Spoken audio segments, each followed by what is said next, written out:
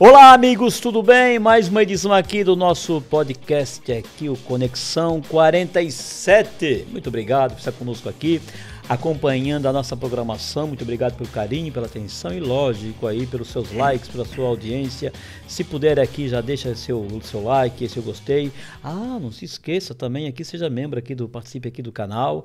Além disso, também você pode compartilhar a nossa programação para todos aí que você conhece. Muito obrigado mesmo. Você sabe aqui que a nossa programação aqui, ela é extensa e precisamos aí da sua participação. Conexão 47, um programa aqui regional que trata de tudo um pouco. Aqui a gente não entrevista ninguém, nós aqui conversamos com você que está em casa, conversamos com você que está aí no trabalho, você agora que está nos ouvindo aí qualquer horário. Muito obrigado pelo carinho e desde já eu agradeço imensamente. O nosso convidado de hoje, sabe, eu briguei com ele, eu fui entrevistei lá na televisão, assim, cara, como é que pode um médico cardiologista fumante? Mas hoje ele me traz uma boa notícia que está aqui. Aliás, um dos melhores cardiologistas que tem, meu querido amigo, meu querido irmão, doutor Heriberto Lutzenbeck. Tudo bem, doutor Heriberto? Como é que o senhor está? Tudo bem, Dionísio. Bem? Parou de fumar mesmo? Graças a Deus. Mas foi a mulher que brigou, não parou porque quis, não, né? Não foi ela, não, até porque foi o médico. Ela fuma muito. Não, é que tudo na vida tem um momento, tem um tempo, né? Eu achei que estava na hora, tal. Já estou com uma certa idade. Deixa eu perguntar uma curiosidade. Por exemplo, assim, o advogado, ele não faz causa para si. Certo. Tem que pegar outro profissional porque a gente não tem, assim, tem a emoção. E o médico se autoconsulta, doutor? Faz o exame check-up direitinho? Sim, no meu caso eu não sei se é uma vantagem ou desvantagem, eu tenho 2 filhos que são cardiologistas, né? Então tá explicado que então eu não tenho como fugir e a gente fica velho, quem manda são os filhos. Claro, não, tá explicado porque tu parou de fumar. Então hoje eu danço conforme a música, não tenho mais de querer. E fica mais fácil a vida, né? Com certeza, eu estava falando... Tem um amigo nosso em comum que tu conhece, o Augusto, ele disse, é bom que a gente fica velho. Por que, Augusto? Porque a gente vai ficando surdo, então a gente não ouve tantas coisas e tal. Verdade, né? Dá importância só para as coisas que nos interessam mesmo, né? Importante, né? Eu acho que a vida é isso mesmo. A idade traz essas vantagens. A gente poder peneirar, né? Ô, Heriberto, tu é médico há quanto tempo? Eu sou médico, eu me formei em 82, vão para 41 anos já. Formei em 82, fiz faculdade em Pelotas. Eu sou aqui de Santa Catarina, do Alto Vale. Sim, né? Claro. Agronômica ali. Antigamente era tudo Rio do Sul, né? Sou conterrâneo lá do Jorge Guedes. Agronômica, Agrolândia e Atalanta, é isso? Isso, ali tem Agronômica, Barra Trombudo, Rio do Sul. Mas eu saí de lá, eu tinha 12 anos.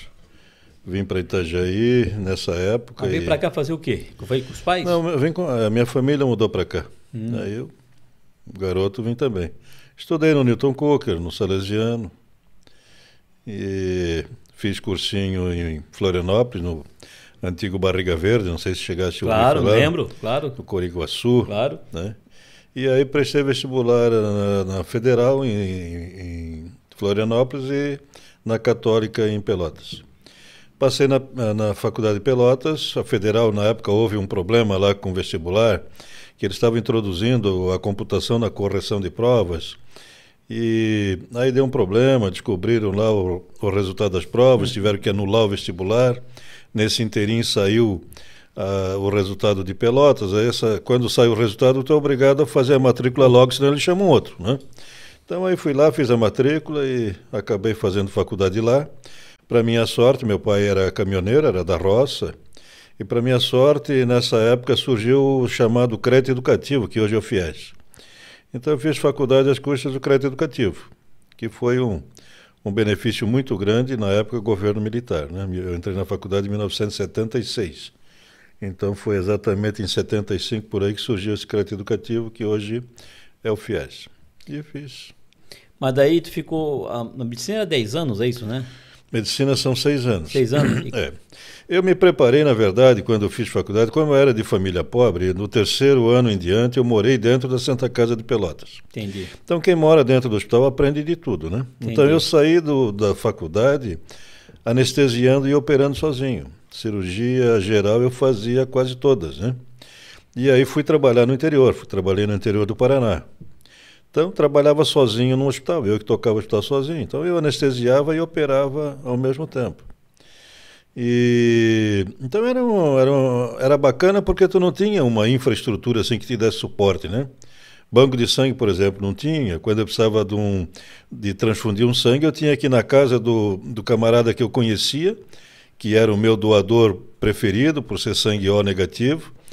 Eu coletava o sangue dele, fazia lá a prova cruzada para ver se estava tudo certo. Já conhecia o passado dele, né, de doenças infecciosas transmissíveis, ele já tinha exames prévios. E a gente passava o sangue coletado, sangue fresco, na verdade, né? Tinha uns frascos de vidro na época, com anticoagulante, que a gente coletava o sangue ali e passava no paciente que necessitava. E eu sempre digo, eu sou um cara muito abençoado, né? Abençoado por Deus, porque apesar de passar por todas essas provações, sempre deu tudo muito certo.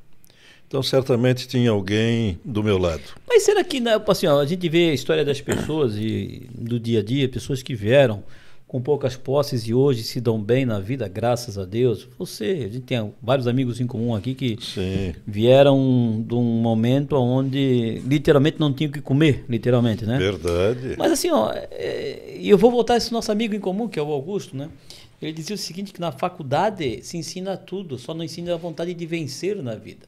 Não é aquela vontade de tentar, de pegar o boi à unha e ir para frente. E hoje, nós não somos saudosistas, mas hoje o comparativo que se faz é que as pessoas não têm mais aquela vontade de vencer no dia a dia. Não foi isso que te fez ter aquela garra, pai com poucas posses, lá do interior, e sabe que a dificuldade que era? Eu acho que isso tudo a gente traz de casa mesmo, né? Porque meu pai era da roça. Aí acabou depois mudando, comprando ou trabalhando de motorista, de empregado lá. Mas sempre foi um cara que trabalhou muito, né? Muito, muito. Então, na verdade, a gente tinha em quem se espelhar, né? Que era o próprio pai, era um exemplo, né? E eu acho que os nossos filhos, a gente mesmo estraga eles, sabe? Porque como a gente passou por uma série de privações, o que é que a gente diz para os nossos amigos? Eu não quero que meus filhos passem pelas dificuldades que eu passei. Isso é voz corrente, né? E aí tu acaba estragando eles, porque tu oferece para eles tudo que tu tens condições de oferecer, tudo que é do bom e do melhor. E tu não deixa com que eles sonhem, né? Tu acaba privando eles dos sonhos, porque se porventura eles tiverem um sonho, tu estás ali pronto para atender aquele sonho. Então, oferecer tudo para o filho, embora eu faça isso, né? Faço isso por uma razão muito simples, porque a medicina nos torna pessoas extremamente ausentes da família. Alguém tem que ficar, se privar da minha presença, se eu estou trabalhando, né? E quem se priva acaba sendo a família. Então, tu compensa isso dando as benesses da vida né, material. Da vida material. Mas eu entendo que isso não é uma coisa muito boa. Tu não estimula eles a sonharem, né, e perseguirem um sonho. Eu li o livro, eu esqueci, é do pai da Jaque. Ele é Sandri, puxa, o seu Zep Sandri. Sim. 99 fez agora. Eu li o livro dele numa tarde que foi assim, ó. Pô, e ele contou, criado aqui na Canhanduba? Na Itaipava, Canhanduba na região de Itaipava, aquela vontade que já tinha de 12, 13 anos de vencer na vida, comprar terra, buscar e tal, né? E é isso aí daqui. Aí, por que fosse para medicina? O teu pai era caminhoneiro, é isso? Por que não fosse pegasse um caminhãozinho e fosse viajar o Brasil aí, Liberto? Não, eu até tive vontade. Já tive vontade, mas já tivesse o caminhãozinho também, né? O meu pai, eu tinha um irmão que trabalhava junto com o meu pai, né? O meu pai depois, com o tempo, montou uma pequena transportadora, tal. Então, o meu irmão seguiu a carreira do pai, motorista. Aí, uma ocasião, o pai disse para o meu irmão, olha, eu estava inclinado também a ser motorista. Aí o pai chegou para o meu irmão e disse, não, leva ele viajar contigo, leva ele lá para o Nordeste, leva ele para almoçar nos melhores restaurantes que tem aí na beira da estrada. E aí, para fazer com que eu sentisse as dificuldades da profissão, né? E talvez isso tenha contribuído para que eu isso, que ano que era? mudasse. Que ano foi? Rapaz, 70? Fenemê? Por aí, Fenemê. 70, Pegasse por o aí. Fenemê? viagem? Na época eles tinham, era FNME, reboque, essas coisas assim. Você sabe né? o que é, o que significa FNME? A primeira fábrica de caminhão do Brasil, Fábrica Nacional de Motores. de Motores. FNME, sabia disso não? Uma fábrica brasileira. E está voltando, depois aí vai comprar, parece que está voltando agora também, né? Vão fabricar, viu a matéria, vão fabricar caminhão elétrico, FNME. Mas sabe que depois que eu me formei, trabalhei aí no Paraná, no norte do Paraná, e fui para Campinas fazer cardiologia. Quando eu voltei para Itajaí, que eu já conhecia o seu Augusto já de muitos anos, né? E ele me estimulou a comprar o primeiro caminhão. Aí eu comprei um caminhão e agreguei lá com ele. E nesse estímulo persistente, né, que o seu Augusto sempre foi um cara muito, né, incisivo. Compra, nego, compra, vem aqui com a gente. Vai ganhar dinheiro, nego. Eu acabei comprando 9 cavalos.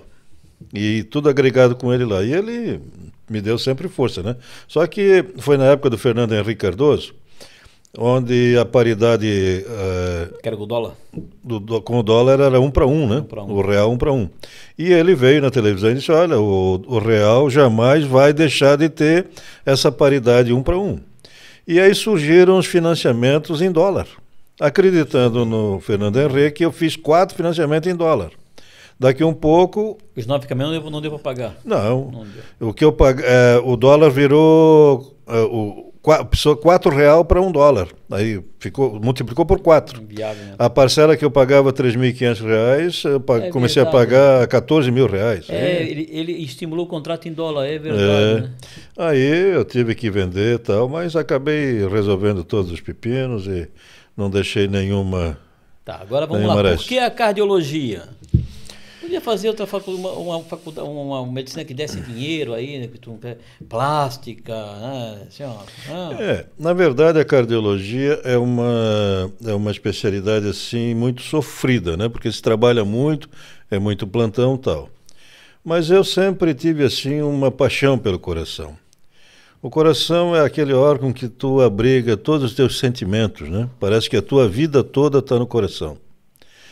É onde tu consegue abrigar os teus amores, a tua família, os teus filhos. Então é um órgão especial. O coração, para te ter uma ideia, depois 20 dias após a fecundação, ele já tem movimentos. Olha só. Não como o coração, não no formato do coração, mas como um tubo único, né? Só. Que depois, por uma força que tu não consegue descrever, ele vai sofrendo uma torção sobre o próprio eixo, formando uma cavidade, uma estrutura de 4 cavidades com funcionamento espetacular. Então, quem conhece o coração, o funcionamento do coração, se apaixona. Então, eu me apaixonei. Eu não fiz para ganhar dinheiro, até porque se eu tivesse que ganhar dinheiro, fazer para ganhar dinheiro, eu não teria feito cardiologia. Teria feito, por exemplo, oftalmo, né?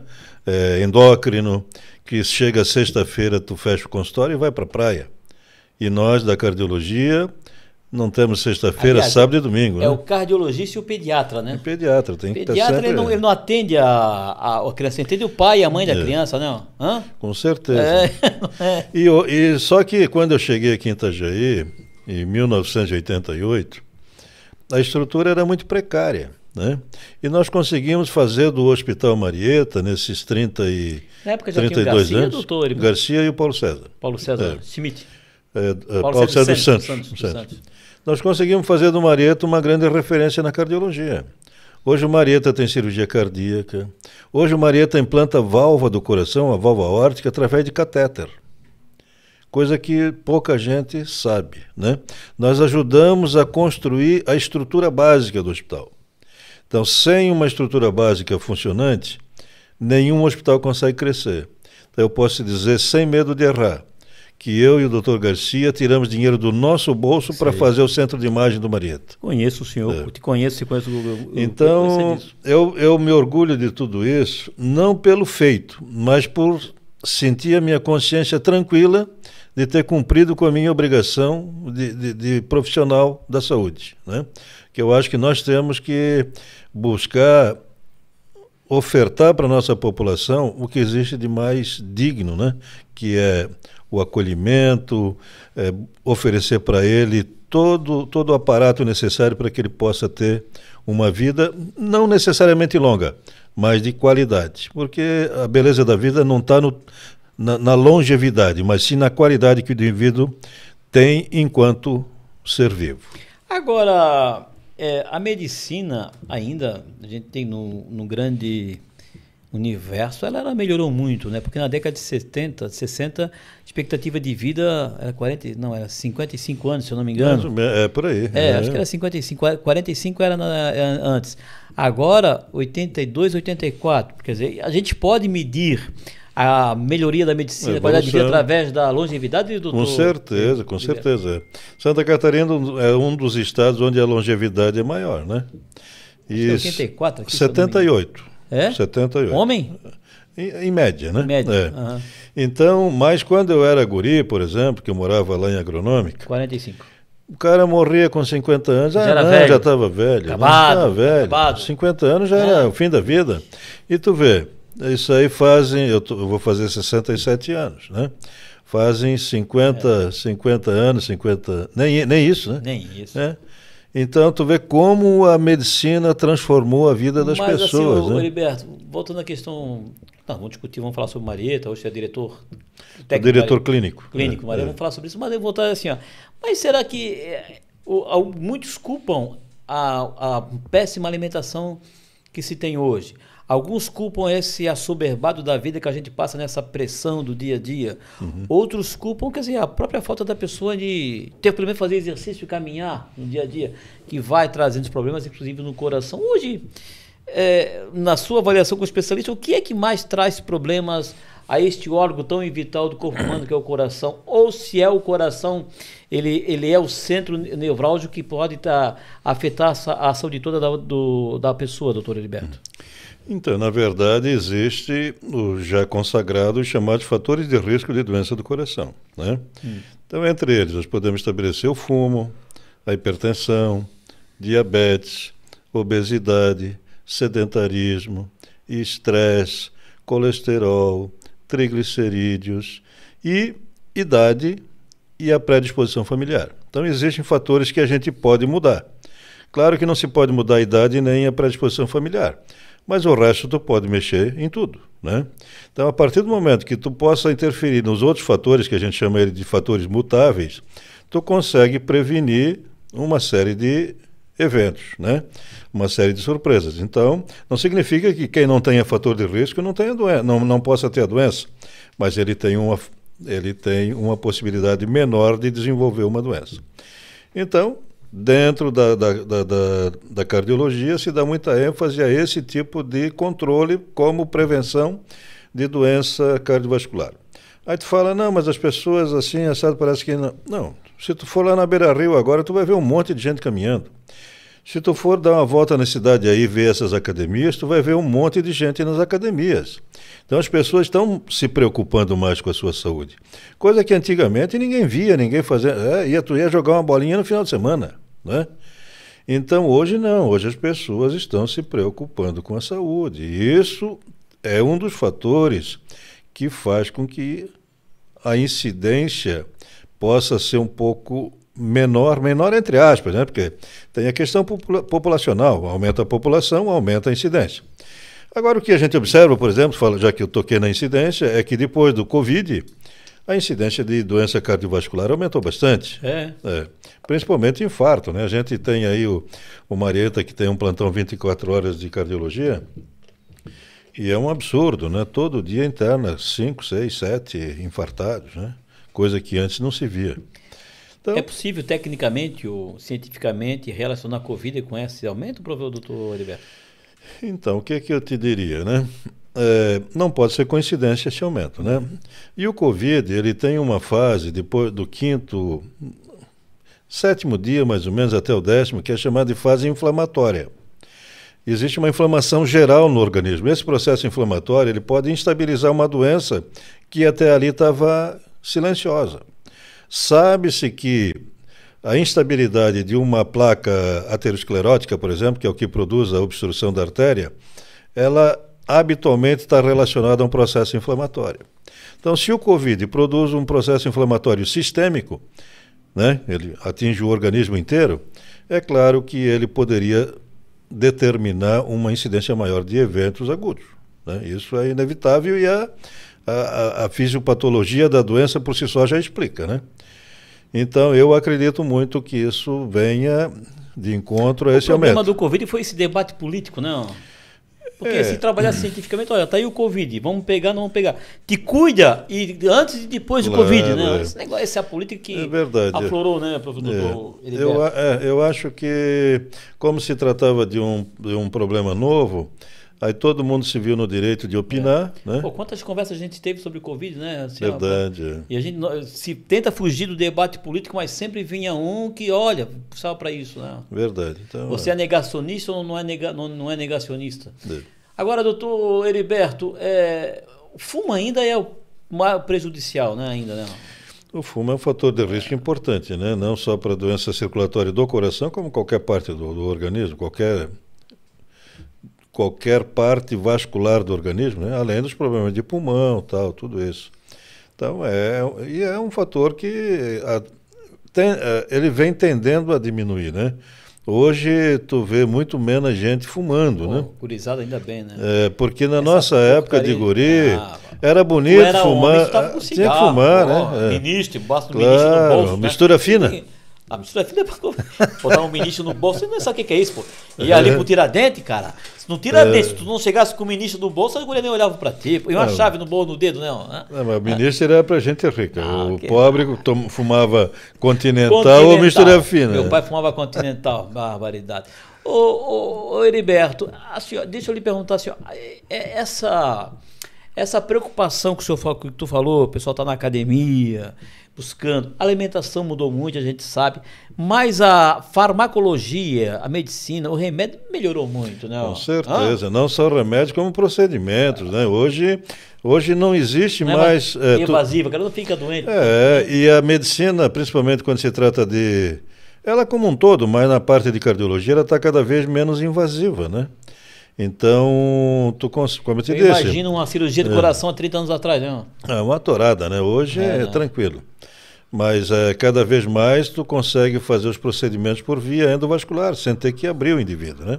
Então a tendência é essa. Além dos robôs que surgiram por aí para fazer as cirurgias com maior precisão, né? Então, a tecnologia ela vem, claro, ajudar muito isso e, além de tudo, o conhecimento científico, né? Trabalhos que vão se fazendo e mostrando qual é o melhor caminho para te abordar determinada patologia. Para isso, na tua época, não tinha internet, lógico, 70, não tinha, era o livro. Para isso, a internet revolucionou muito, né? E melhorou bastante. Com certeza, né? Meu Deus, muito. Com certeza. Pega ali o doutor, eu tô com uma erisipela aqui, ó. Tu nem sabe o que é esse erisipela, né, o Santarino? Sabe o que é isso? Sabe o que é furúnculo, não? Tu não sabe o que é furúnculo, né? Tu não tivesse o prazer que eu tive na vida de ter 2 furúnculos na bunda. Não sabe o que é isso? Botar a folha do taiá, não sabe o que é isso? Ele não sabe o que é, olha lá, ele não sabe o que é furúnculo, doutor, ele não sabe o que é furúnculo hoje. Cachumba!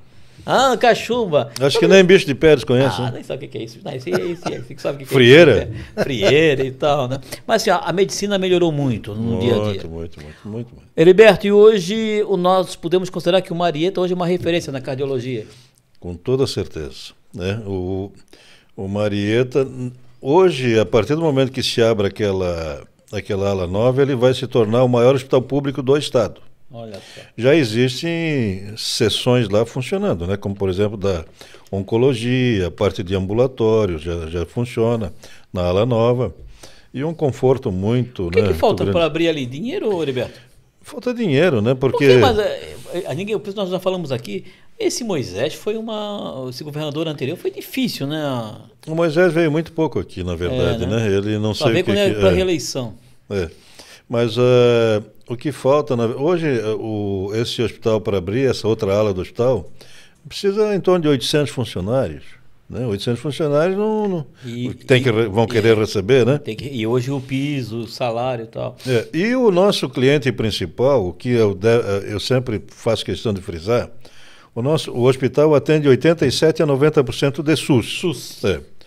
A tabela SUS fazem mais ou menos 15 anos que não é reajustada. Olha só. Então, tu imagina tu vender um serviço que há 15 anos continua no mesmo valor. Mas os insumos para ti conseguir realizar aquele serviço, eles aumentaram progressivamente. O teu faturamento... No mínimo dobraram. No mínimo dobraram. Mas muito mais do que dobraram. Então, a conta não fecha. Né? Tu não pode imaginar que uma conta dessa pode fechar. Bom, quem é que tem que prover a diferença entre essa tabela que não cresceu e os insumos, salários, impostos, encargos que subiram? Quem é que tem que bancar essa diferença? É o Estado, né? O município. Quando eu falo em Estado, eu falo no município. Os três entes federativos. Município, Estado e Federação. Né? Hoje, por exemplo, pelo que eu tenho ouvido falar, o município de Balneário de Camboriú, ele investe em cima do Ruth Cardoso em torno de 11 milhões por mês. Nós estamos muito longe desse investimento de 11 milhões, se tu somar todos os entes da federação, município, Estado e... Por Marieta. Por Marieta. Estamos muito longe disso. Né? Que dá 1 milhãozinho por mês? Eu acredito que tem alguns, deve dar um pouco mais, né? Mas o gasto do Marieta é muito grande. Imagino. E ele dá sustentação a todos os municípios da ANFRE. Mas eu me lembro, quando foi feito esse debate sobre o Hospital de Navegantes, esqueci agora Nossa Senhora Navegantes, se eu não me engano. A gente sabe, com todo respeito a Navegantes, não sei, que na época tu trabalhou lá, né? Trabalhasse lá. Não tinha condições de manter uma estrutura daquela. Era mais fácil ampliar e auxiliar o recurso que estava lá para o Marieta, ser um centro de referência, do que abrir lá no dia a dia. Né? Então, assim, essa busca, essa medida política, olha, vou abrir um hospital, que às vezes vai parte de campanha também. E aí, o centro de referência que é o Marieta, ele ficou a desejar, né? Por exemplo, o Pissarras não tem hospital. Penha não tem hospital. Tudo para aqui. Navegantes tem um hospital, mas é um hospital de baixa complexidade. Né? O Ruth Cardoso, a referência para a alta complexidade do Ruth Cardoso, a maioria das especialidades é aqui. Aí tu pega Itapema, Porto Belo, tal, acaba tudo drenando para cá.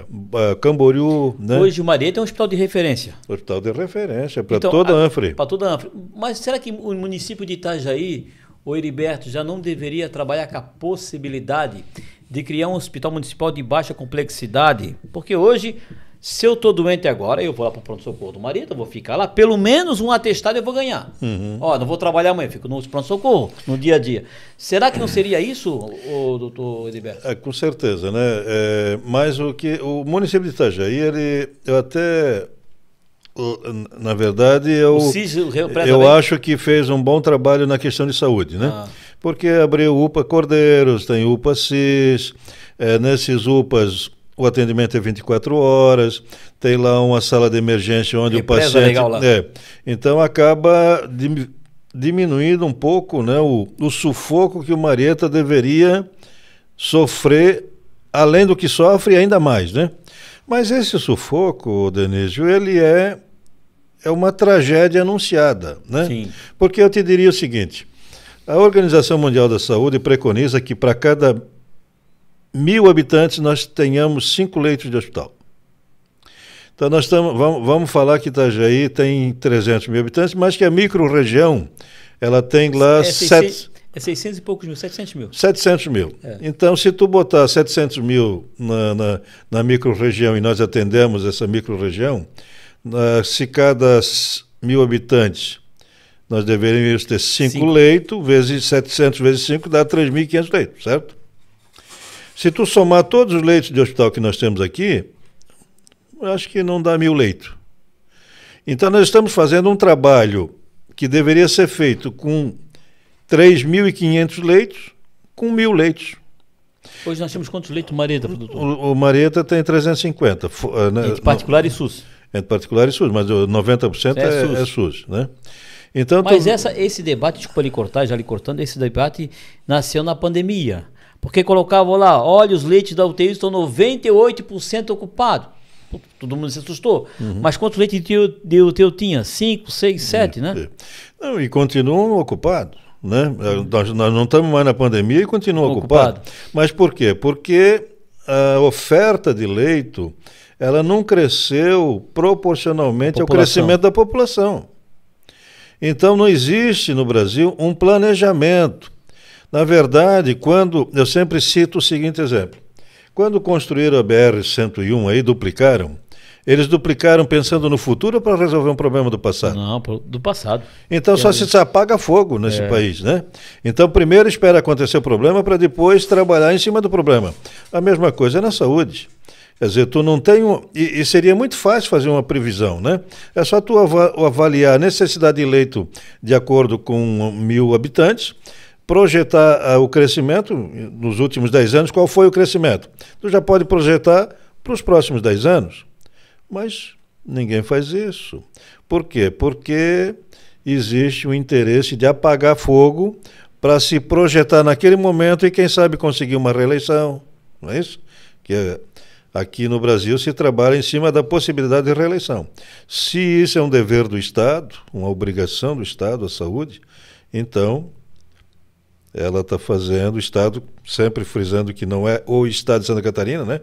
Mas o todo. O ente federativo. Né? O ente federativo. Então, precisaria que essas instituições pudessem planejar. Mim, faz um bom tempo, que vários males da sociedade, o fruto é o Instituto da Reeleição.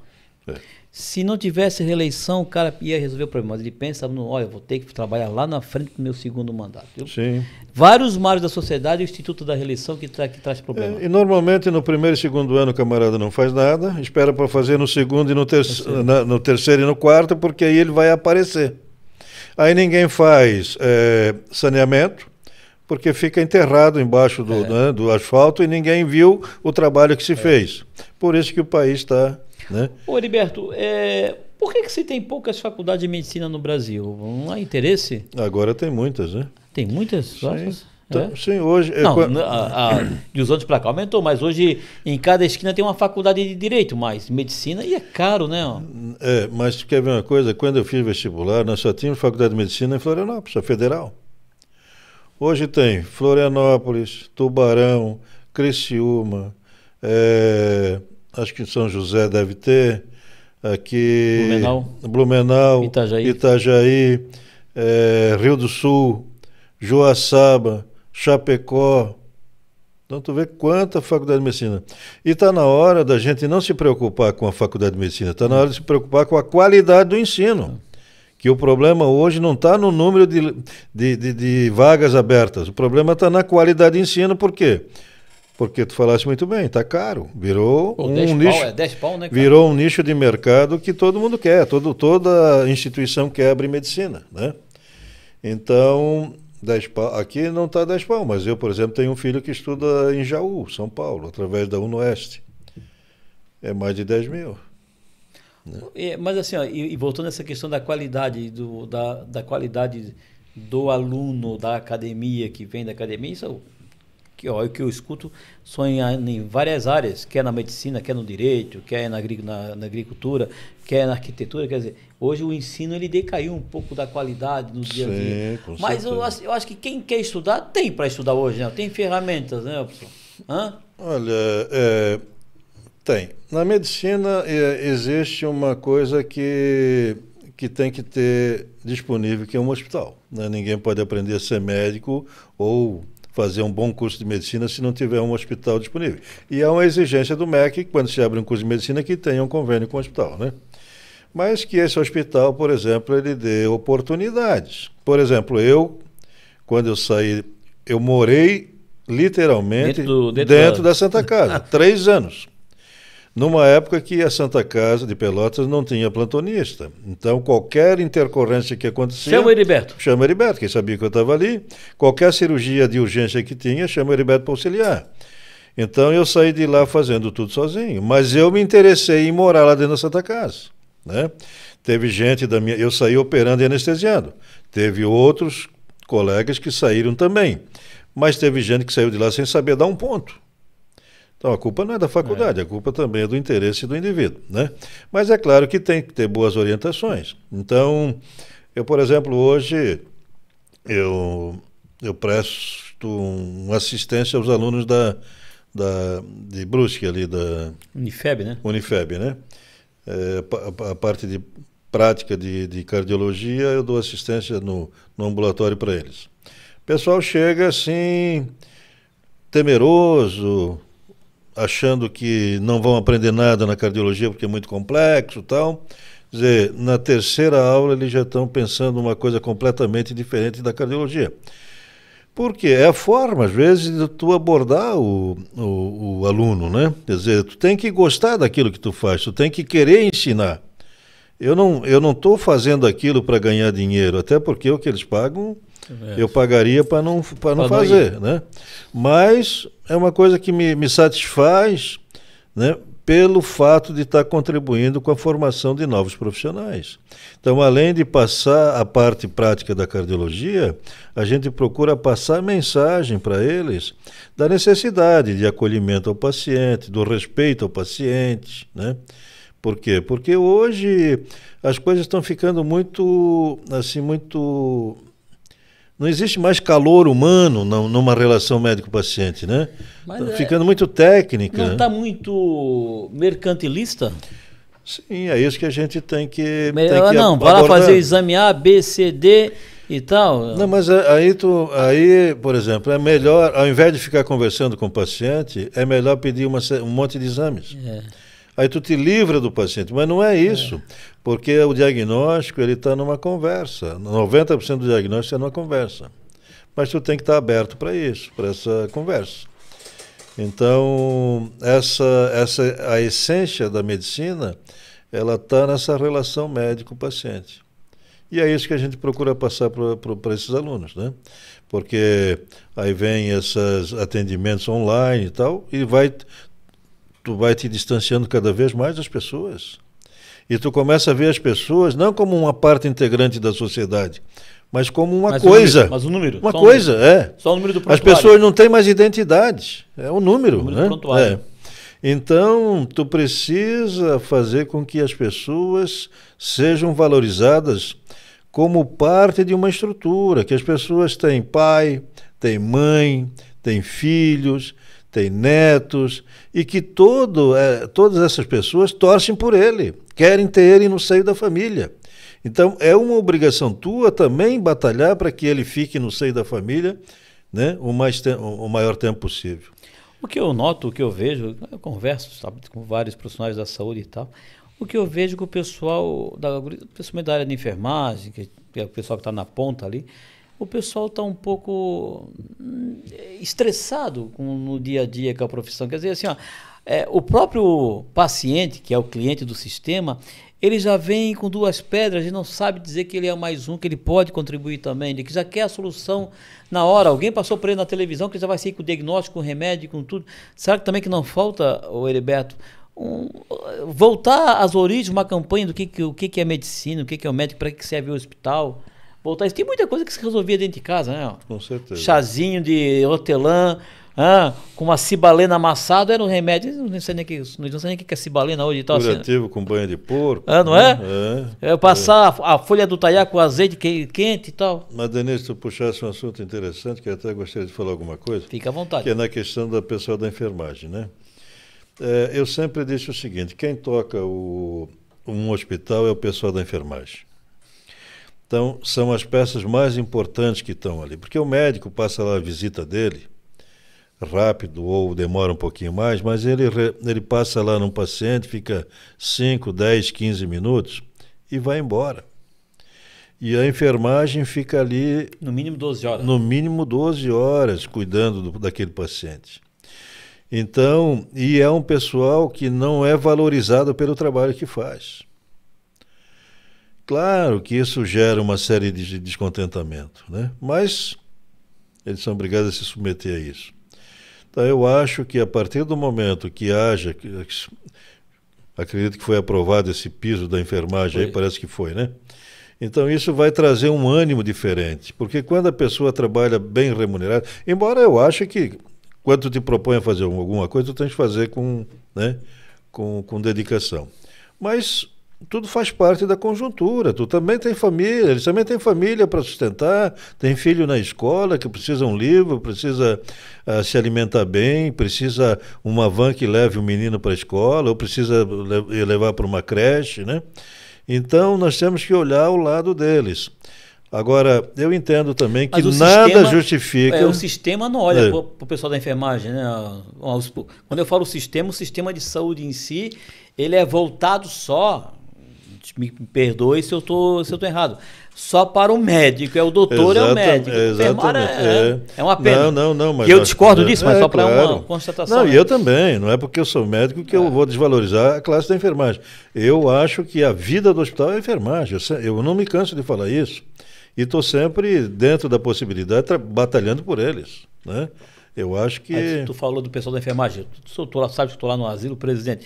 Assim, ó, o que aquele pessoal faz com aqueles idosos, dando banho? Sim. Eu digo o seguinte, o cara que está estressado na vida, o cara que não consegue trocar o de carro, o cara que está reclamando porque a camisa dele não trocou o iPhone 14, aí o cara no iPhone 14, vá numa instituição dessa às 9 horas da manhã, horário do banho, só no horário do banho, para ver o que é a vida, né? Esse pessoal da enfermagem está ali, agarrado, aguerrido, né? É verdade, todos deveriam passar dentro de um asilo, dentro de uma casa de saúde, dentro de um hospital, ao menos... né, uma vez por ano, para ver como é que está. Serviço obrigatório voluntário. Para ver, primeiro para acabar com esse orgulho, né? Porque a partir do momento que tu começa a ver a que ponto chega o ser humano, tu começa a pensar que tu não deves ter orgulho de nada, tu tens que tratar as pessoas muito bem, né? Porque amanhã ou depois és tu que vai estar lá nessa mesma situação. No início aqui que eu perguntei para ti por que cardiologia, tu falaste sempre se preocupasse com o coração, o sentimento. Trabalhasse no lado esotérico, assim, tal, direitinho, né? No começo da tua foi essa questão esotérica, do coração, o sentimento, o amor e tal, no dia a dia. E aí falta um pouco esse de olhar um pouco o calor humano com o próximo, com o outro. Sim. Eu quero trocar o iPhone, tem que ser o 14 agora, não pode ser o 13. Quero trocar de carro todo ano, quer dizer, falta esse olhar um pouquinho. Essa vida materialista que a gente vive, que nos obriga a trabalhar mais, porque tem que comprar o vinho, tem que ser um vinho do top, tem que almoçar no restaurante e tal. Então essa vida um pouquinho ela é maçante, essa vida mercantilista. E as pessoas esqueceram um pouquinho desse olhar do dia a dia, né? Com certeza, mas isso é culpa da evolução. Na verdade, as pessoas vão se transformando, né, em máquinas, né? E aquele sentimento ele vai ficando para trás. Então eu acho que nós vamos voltar a isso no Apocalipse, né? No final dos tempos. E tudo vai voltar como no início, né? Porque vai se concluir... Eu só tenho medo de uma coisa, sinceramente, que amanhã essa praga dessa internet pare. Se parar a internet, nós voltemos de Walking Dead novamente. O Ângelo está ali, está preocupado. Então, a medicina não tem banco, se dá um troço. Né? Se alguém lá no meio do oceano, que o cabo passa pelo oceano, estourar um cabo daquele, nós somos ferrados, né? Verdade. Agora, a política, não quer mais política, Heriberto? Então, Denise, é o seguinte... terceiro suplente hoje do PL, né? O quarto, né? Terceiro ou quarto, Não, eu acho que nós não podemos... Bom nome na Câmara, hein, o Santarém. Bom nome, hein? Não, eu acho que nós não podemos abrir mão da discussão política, né? Isso, do debate, até porque é a política que decide a nossa vida, a vida da nossa família, então nós temos que estar presentes na discussão. Então mas eu prefiro a discussão de bastidores, né? Não, eu já dei a minha cara para bater, claro, até a convite, a partir do momento que tu faz parte de um partido e o partido te indica como um candidato, tu é obrigado a aceitar, não vai entender. Tu és um bom nome, aliás, assim, um debate contigo é interessante, é salutar, ele é propositivo e tal, assim, ó, e sempre tem que ter alguém nesses meandros políticos, alguém que entenda, por exemplo, da área de saúde, da educação, para fazer um debate do dia a dia, isso é importante. Não sai da discussão, não. O debate político sempre engrandece contigo com outras pessoas que estão nesse processo, sabe, Heriberto? Eu acho, Denise, eu fui candidato aí na última eleição e te confesso que eu sou um cara assim que não admito eu deixar o meu trabalho para fazer política, por exemplo, né? E eu fiz a minha campanha toda dentro do meu consultório. Eu fiz 660 votos. Então eu tenho a convicção de que se eu tivesse deixado meu trabalho e ter ido para a rua, eu teria me elegido, né? Mas isso não faz parte de mim. Eu não sou assim. Não adianta o Heriberto mudar, tem que ser o Não, Heriberto. não, eu sou assim. Então eu não admito que eu deixe pessoas que precisam de mim para fazer um trabalho político que eu posso fazer nos bastidores ou fora do horário, né? Mas eu estou satisfeito com a forma com o número de votos que eu recebi, com a forma que a coisa evoluiu, e eu cumpri com a minha obrigação. Eu sempre disse o seguinte, e defendo isso sempre. Primeiro, eu fiz a minha faculdade às custas do crédito educativo. Quem pagou a minha faculdade foi a população, através do recolhimento dos impostos e tal, né? Se não fosse a população, eu não teria chegado a terminar minha faculdade. Bom, então eu tinha uma dívida social que deveria ser resgatada. Para tentar resgatar essa dívida, eu coloquei o meu nome à disposição, inclusive abrindo mão de todas as vantagens. Tu sabia, ô Santarém, que a campanha dele foi ser vereador voluntário? Voluntário, abrindo mão de... Sabia disso, não? Ele abriu mão do salário dele, é candidato voluntário. Voluntário. Sabia disso? Mas ele e o Chicão. Mas por que eu fiz isso? Porque eu sentia que eu tinha essa dívida com a sociedade, legal, né? E eu quis pagar essa dívida. Mas entendo também que se tu tens uma dívida, tu te propõe a pagar e o teu credor não quer receber, a dívida está paga, caducou. Então eu já não tenho mais dívida com ninguém. Eu já paguei legal, minha dívida. Tu e o Chicão fizeram essa campanha, né? Isso. Um abraço pro Chicão. Chicão, gente muito boa. Agora, o Heriberto, seria legal ter alguém assim da área técnica na política toda, da saúde, pegar um professor, as pessoas que têm essa vocação para tentar desconstruir. Porque hoje, assim, hoje não é de hoje, a política ela está muito fechada num grupo, quer dizer, muito corporativismo, né? Você vê hoje os partidos que não conseguiram prestar contas, eles fizeram lá um projeto agora para isentar o próprio partido para de pagar multa, quer dizer, é uma situação muito delicada. Essa situação hoje do Dallagnol, quer dizer, Cação é uma pessoa que teve 300 e poucos mil votos, precisa de alguém que faça esse debate, né? Claro. E isso é importante, a tua participação. Não, Denise, como te disse, eu estou sempre disposto a discutir as questões políticas, né? Participar, eu faço parte do PL, então a partir do momento que o PL me convoca para qualquer coisa, eu estou à disposição.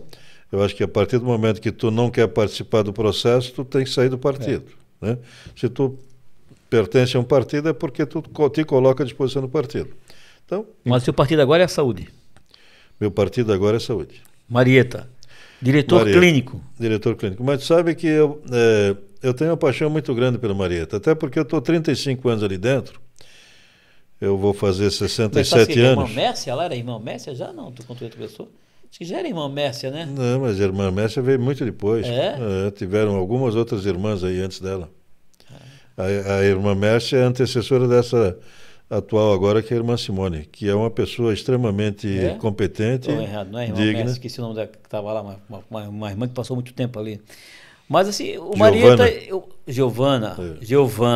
O Marieta foi o governador Antônio Carlos Conde Reis que fez cedeu para as instituições em 79. Na verdade, o Marieta, a parte velha, foi em 1956.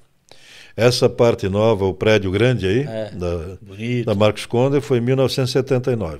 E quando veio o Marieta em 56, quem é que tocava ali? Era o Estado?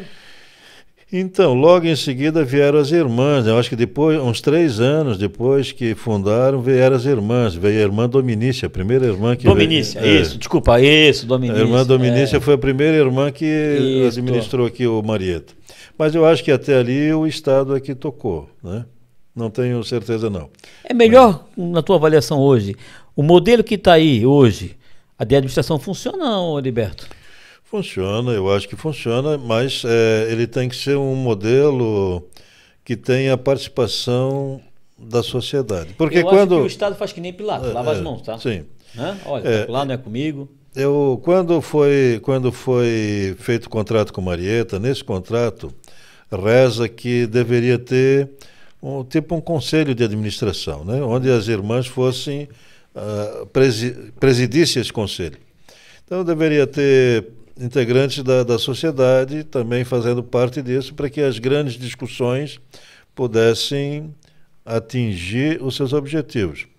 E se tivesse esse conselho, eu acredito que o hospital não estaria passando por esse sufoco, que teria mais gente brigando pelo hospital. Então essas pessoas que hoje falam mal do hospital certamente estariam brigando pelo hospital. Tu só fala mal porque coisa que não te conhece. Não conhece. Mas aquela associação ali de amigos do marido, foi isso colocado ali? Tereza. Tereza, o Marquinhos Seara foi presidente. Sim. Pô, aquilo ali foi legal, envolveu a cidade, né? Claro, não, e o que se faz ali é brincadeira. O pessoal ali, hoje está o Maurício Gon ali, que é o presidente. Pessoal que vem de fora, que não tinha onde ficar, hoje são acolhidos ali. O Marieta faz transplante de rim, ninguém sabe disso, ninguém sabia disso. E com um índice de sucesso muito grande, né?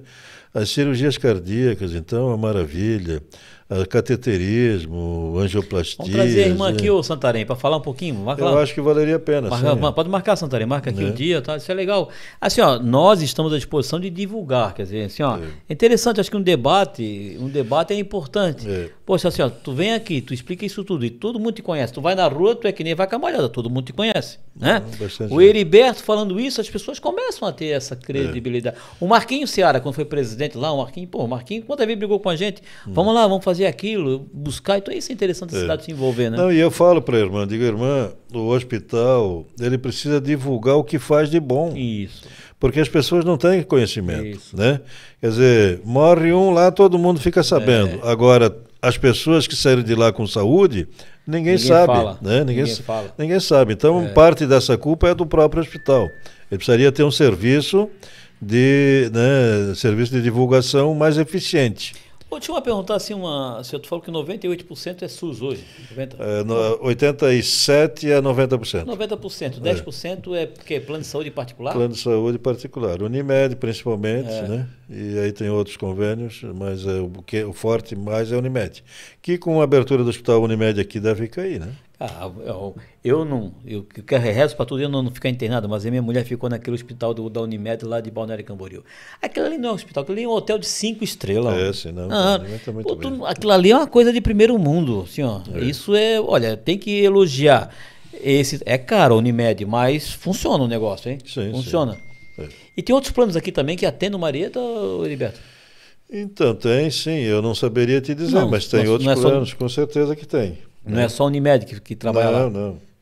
Mas o forte mesmo é a Unimed. Unimed. A Unimed hoje é a mais forte aqui na região e tal, né?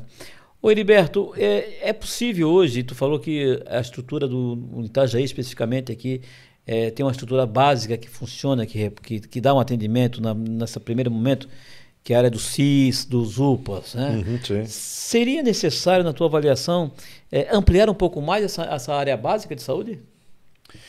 Então,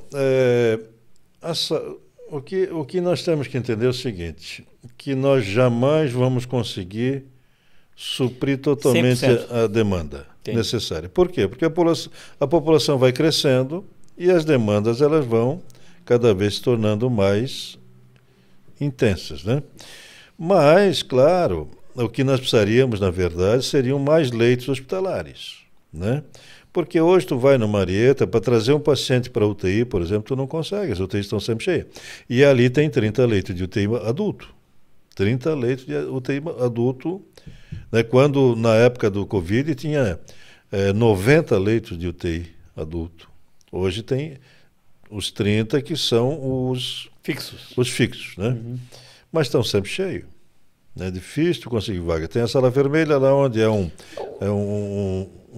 uma curiosidade, desses 30 pacientes que hoje estão lotados no leito da UTI, o que dá mais? Acidente de trânsito, problemas cardiológicos? Qual é o índice maior lá de internação, doutor Heriberto? Não, o índice, doenças cardiológicas é uma frequência grande, né? E aí tem de tudo, um acidente, claro, pós-operatório de grandes cirurgias, né?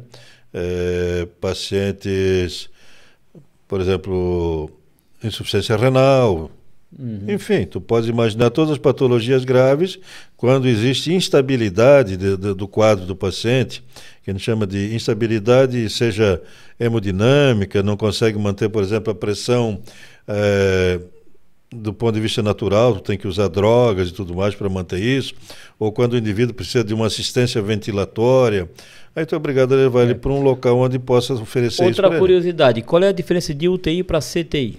É a mesma coisa. O CTI é o centro, o UTI é a unidade que tem ali. Mas antigamente se chamava tudo de CTI, mas é tudo UTI. Tudo UTI. Tudo UTI. E tu diz que essa nova ampliação ali do Marieta vai aumentar o número de leitos na UTI? Sim, aumentaria, se eu não me engano, em torno de mais 20 leitos, se eu não me engano. Mesmo assim, não tem 100%? Não, porque nós estamos muito atrás das necessidades, né? Como nós falamos... 1 para 5, cada 1.000, 5 leitos, né? Exatamente. Então, nós estamos muito atrás, mas de qualquer forma, não significa que isso não vai trazer um refresco. Mas hoje, queira Deus que não aconteça, não vai acontecer mesmo, quer dizer, ninguém passa para o outro lado do outro lado, porque por falta de UTI ou CTI na região que tem uma regulação, né? Tem a regulação se não estadual. Tem aqui, se não tem aqui, já vai para outro local, né? Vai para outro lugar. Não, ninguém ficou... Não se decide quem é que vai viver ou morrer, não. Todo mundo tem uma assistência, né? Responsável, tal, e quando precisa se arruma leite em algum lugar. Aqueles médicos das antigas, ninguém está mais ali, né? O Lírio está em casa cuidando do cachorrinho. Tem mais, O Roosevelt trabalha ainda, mas trabalha mais na Clínica São Lucas, né? O Geraldo não vi mais, Geraldo Galindo. O Alcides está mais no consultório dele. O Alcides ele está muito no Lais, o Alcides, às vezes não vi ele no Lais. Acredito que também é Unimed, aqui no Marieta ele não vem muito pouco. Quem está ali sempre, todos os dias, é o Amilcar, que é anestesista, né? Doutor Amilcar. O Amilcar é um guerreiro, ele está sempre trabalhando. Então, dos velhos mesmo, hoje os mais velhos somos eu e o Garcia, praticamente, né? Olha só, né? E o doutor Garcia todo dia ali passando com os pacientes dele? Todo dia, pô. Olha só, que legal. Ô, Heriberto, foi uma satisfação conversar contigo. Poxa, a gente é amigo de longa data e sempre é uma conversa agradável. E aqui, estamos à disposição, aqui o Santarém, que é o nosso diretor, está ali, vamos trazer a irmã aqui. Nossa obrigação é sempre divulgar as ações boas e propositivas da região. Isso é o nosso grande lema. Quem quiser contribuir com Marieta, lá tem a Associação Madre Teresa, viu? Coloca aí no Google, a Associação Madre Teresa, aí você vai encontrar, lá tem o pessoal. Eu acho que é o Maurício Gon, que é o presidente, se não me engano. Doutor Maurício Gon é o presidente. Cara, contribua, auxilie, isto é fundamental. Exatamente. Saúde pra ti, viu, meu irmão? Fico feliz que tu parasse de fumar. Obrigado pelo convite. Mas o vinhozinho tu não largasse não, vinhozinho não. Não, eu sou um cara que bebo muito pouco. Vinhozinho é bom pro coração. O médico indica vinho pro coração, doutor? Com certeza. Olha, anota aí, Santarém. Uma garrafa, 2 garrafas? Não. Eu sempre digo o seguinte, se eles recomendam tomar uma taça de vinho por dia, né? Agora eu digo, o que eu falo? Se uma taça de vinho faz bem, tu imagina uma garrafa. Obrigado, meu irmão. Saúde e paz para ti, tá? Obrigado também, Denise. Estou sempre à disposição aí. Quando quiser me convidar, eu estarei presente, prazer. Com certeza. Conexão 47 aqui, o seu local de debate político, de variedade, sua opinião, economia, muito mais. Acompanhe aqui a programação aqui do nosso 47, aqui na educação, nossa família aqui 47. Venha para cá, se você gostou da programação, deixe seu like. Aqui, fique membro aqui e além disso também você vai acompanhar aqui a nossa programação em todas as plataformas. Tu vais colocar ali, Ângelo, o acesso aqui para conversar conosco, o que é e-mail? Vai colocar ali? WhatsApp, eu tô livre. WhatsApp, o Anjo vai deixar o WhatsApp, deve estar anotado aí. Você também pode sugerir aqui entrevistas, comentários e conversa aqui com a nossa programação. Obrigado aí para você e sempre que você quiser estaremos aqui à sua inteira disposição. Um abraço e até uma próxima oportunidade.